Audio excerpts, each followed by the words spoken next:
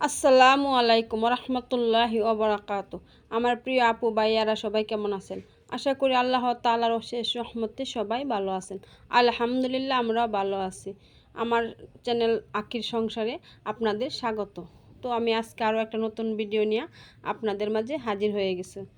তো দেখতেই তো পাচ্ছেন আমি আজকে কোথায় চলে আসছি। আমি আসছি হচ্ছে গাভীর দুধ নেওয়ার জন্য।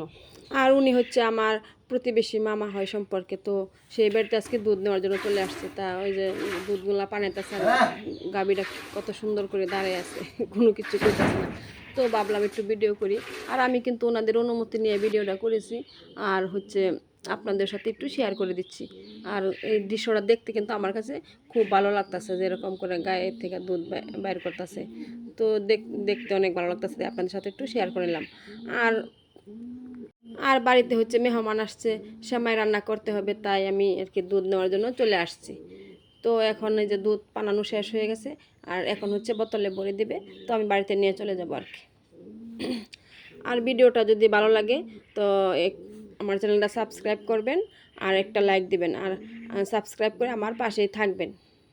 পুরো ভিডিওটা দেখতে থাকেন, আশা করি ভালো লাগবে। তো দুধটা ভালো করে আর কি সেকে দেবে, যেন দুধের ভিতরে যদি দু একটা পশম টসম থাকে সেগুলো যেন দুধের ভিতরে না যায় আর কি।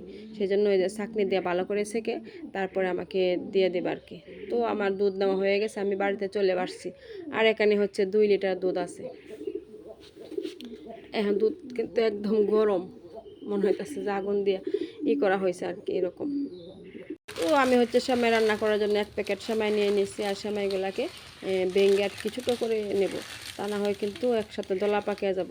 তো আমি সেমাইগুলা ভালো করে আর কি গুঁড়া গুঁড়া করে নিচ্ছি।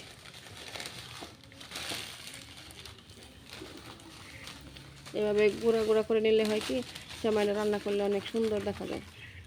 তো আমার সেমাইগুলা বাঙ্গানো হয়ে গেছে। এখন হচ্ছে আমি আর কি প্রথমে আর কি ভেজে নেব ঘিয়ের মধ্যে।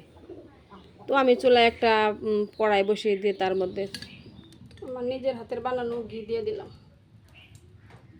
ঘি দিয়ে সেমাইটাকে আগে ভেজে নেব। তো আমি এখন সেমাই দিয়ে দেব।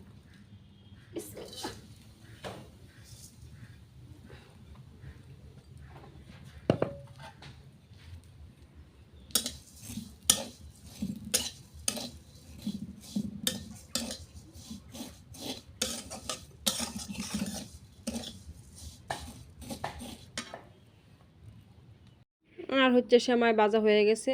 এখন আমি হচ্ছে কড়াইয়ে আরও একটু ঘি দিয়ে তার মধ্যে হচ্ছে বাদাম আর হচ্ছে কিশমিশ দিয়ে ভেজে নেব আর কি। এগুলা ভেজে দিলে আর কি অনেক সুন্দর একটা ঘ্রাণ আসে, খাইতে অনেক ভালো লাগে। তো আমার কিশমিশ ভাজা হয়ে গেছে, এখন আমি পাতিল দিয়ে দিচ্ছি চুলায়। আর সেই পাতিলে হচ্ছে দুধটা ঢেলে দেবো।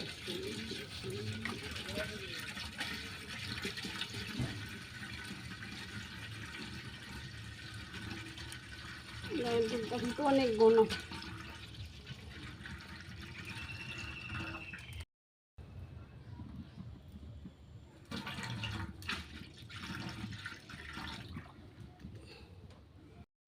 তো আমি দুধ এখন ভালো করে জাল করে নেব। আর এখানে কিন্তু কোনো পানি দেওয়া হয় না, শুধু দুধ দিয়েছি। আর সেই দুধটাকে ভালো করে জাল করে তারপরে হচ্ছে আর কি নামিয়ে নেব।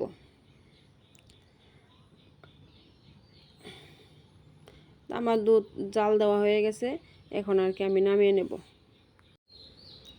আর হচ্ছে দুধ এখন আমি নামিয়ে নিয়েছি। আর পাতিলে একটু দুধ রেখেছি আর তার মধ্যে একটু করে পানি দিয়ে তার ভিতর আর কি চিনি দিয়ে জাল করে নেব।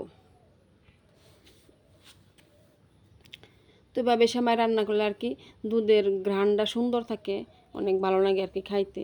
যেমন দুধটার বেশি রকম জাল হয়ে গেলে সেই দুধটার কোনো একটা পুষ্টিগুণ আর কি থাকে না। তো আমি সেমাই অথবা পায়েস আমি তো এভাবে রান্না করি আর কি। আর খেতেও কিন্তু অনেক মজা হয়।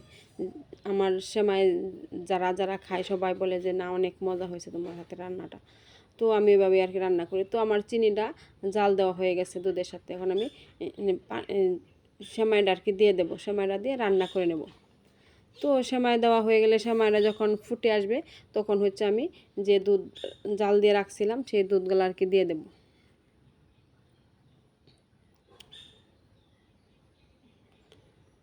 আর সেমাইটাই যে অলরেডি হয়ে গেছে, এখন আমি যে দুধ দিয়ে দেবো আর কি। আর কিশমিশ বাদাম সেগুলোও দিয়ে দিছি। তো এখন আমি দুধটা ঢেলে দেব।